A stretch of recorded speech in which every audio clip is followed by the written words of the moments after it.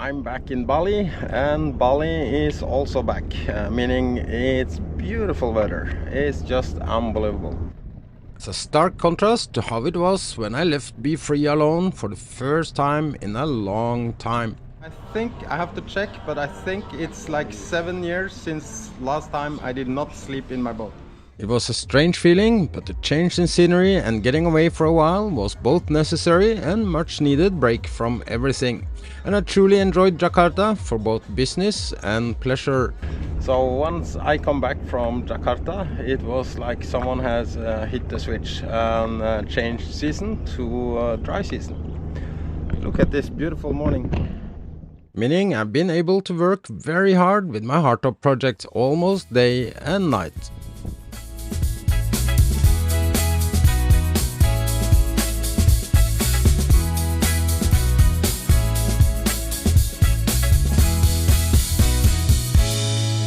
Feeling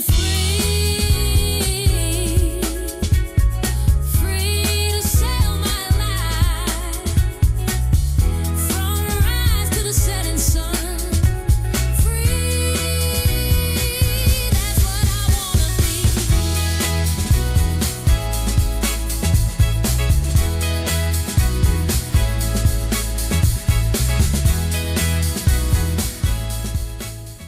When I left Be Free behind, flying out to Bali, she was still pointing northeast and the weather was pretty unstable. So with this shifting weather, it's not really easy to move forward with this project, even though I'm working inside, under the hardtop. Frustrating to be slowed down so much, but at least I had my design tested out in storms that even capsized boats around me. Still, seeing front systems like this while being in Jakarta made me think about Be Free that I had left alone in Bali. I guess you have to be a sailor to fully understand this feeling, and maybe the fact that I had not left Be Free alone since I left her in Jamaica. And that's exactly 7 years ago today. So coming home to this weather and to see everything was all good was a huge relief. One of the first things I did coming back home was to rotate Be Free, so she's now pointing towards southwest.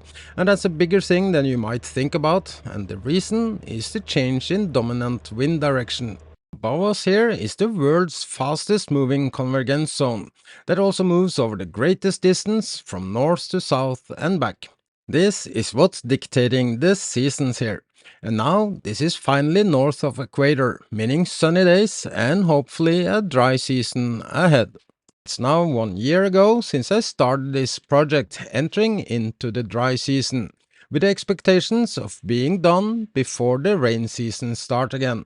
However, last year was the wettest dry season in Bali's history, with flooding and much more challenging weather than expected. So entering the rainy season, having so much work left, was really a challenge, knowing that the progress over the next 6 months will be extremely slow. Storm is coming. But now the motivation and even the weather is back on my side. I'm early bird almost every day, but today I'm extra early because I'm on my way to pick up my passport at the consulate, and then I have appointment with my agent and a few other things. So I have some busy days ahead, but still I'm gonna start up with my project again, and can't wait to have things done with this beautiful weather. It's unbelievable. Even my capsized neighbor that sunk during the storm is seeing the sunshine again. And it's pretty fascinating how they managed to salvage her using oil barrels and compressed air. Without talking to the owner or the crew, I would guess they are just as optimistic and happy as I am, now as the wind has changed and the sun is again shining above Bali. It's such a beautiful weather. So the dry season is back in Bali, and this means I can move fast forward with my project. The rain season was, I wouldn't say depressive, but challenging. It slowed me down so much, it was just ridiculous. But now it's blue sky and sunshine every day, and I feel so blessed. Yeah, I have a lot of projects going on this hardtop. I feel right now that I'm working a little bit here, a little bit there, everywhere. It's a little bit challenged to know what to show you, but right now I'm finishing up the aft section of the roof on the inside, and it's time consuming as well. But I had these fiberglass sheets that I pre-made that I'm now cutting and fitting in place, so it looks pretty good. Before I left Be Free, I made the last panels I needed to finish the ceiling. I've been so lucky today, not raining sideways, but it's still not dry enough to keep working on the aft section, so hopefully tomorrow, if the weather allows me, I will make the panels and start working on that. However, the weather did not allow me to finish, so now I'm trying to complete what I hope to have done before flying out to Jakarta. I have lots of complicated things left at the aft section. Also been debating the design with myself for a while, so in many ways the slow progress has also its positive sides, both in finding solutions and improving some details.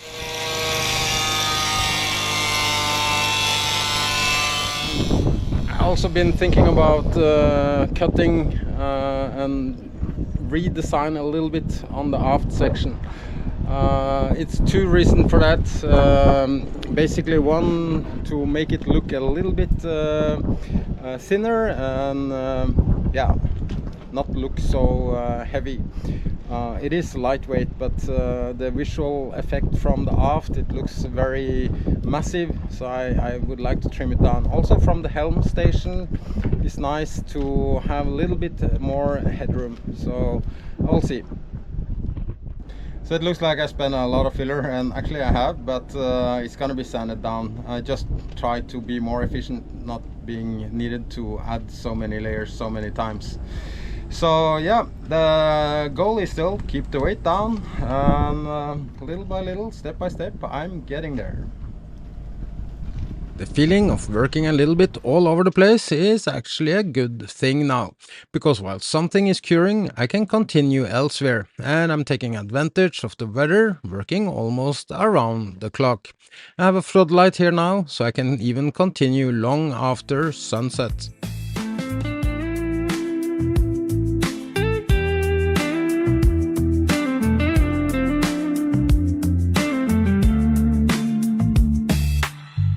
By week, the layers grow. I'm building something strong, and I'm letting it show. In the silence, I'm listening deep. The work is tough, but it's mine to keep. So last night I managed to tap in the last section of the skin or the ceiling, and this has absolutely no structural function at all. It's just to make things look more pretty. So yeah, now I'm gonna sand the edges of this skylight and give it just one layer of fiberglass. While that's curing, I'm gonna continue work on the aft section. I also made my decision. I'm gonna tweak the design a little bit on the aft, on the side. I'm gonna make it more open, more headroom here. So I'm gonna cut up like this.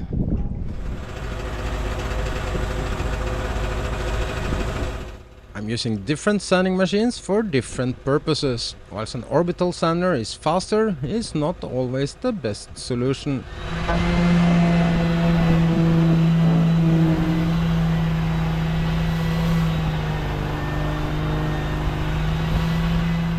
So I put in this support to make sure I have the correct curve, and also I will need to adjust here a little bit before it gets perfect. So yeah, it's a lot of work. Also, this is glued with thickened polyester.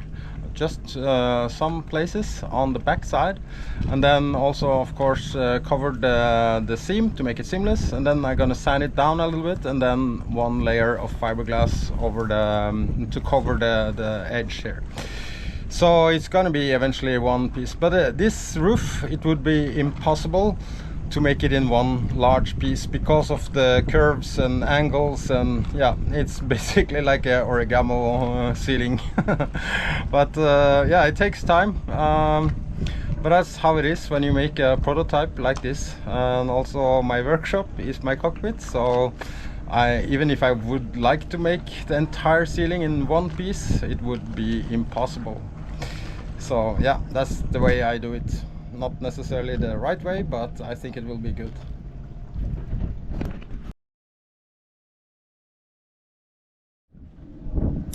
Yeah, I'm pretty happy with the outcome of this. Now it's fiberglassed all around and tied good together with this under roof or ceiling or skin, whatever you want to call it.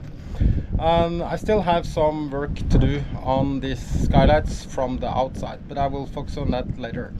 Now I'm gonna continue. I started to measure up here, and I'm gonna chop off and make it slimmer towards the end. It gives more headroom, and yeah, I think also it will look nicer from the aft. That's one of the angles I've not been so happy with when I'm studying this boat from my dinghy.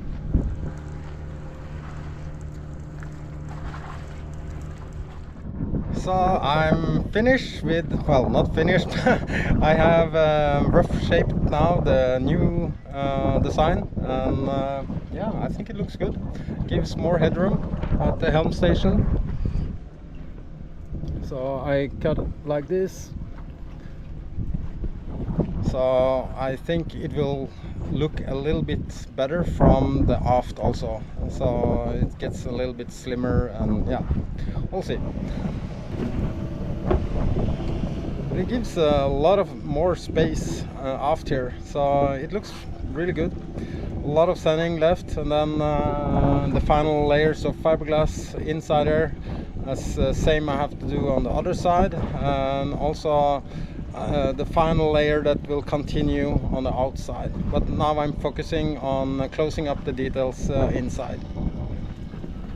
And while my modification is curing, I can keep sanding where I fiberglassed yesterday, bonding the skylights to the ceiling.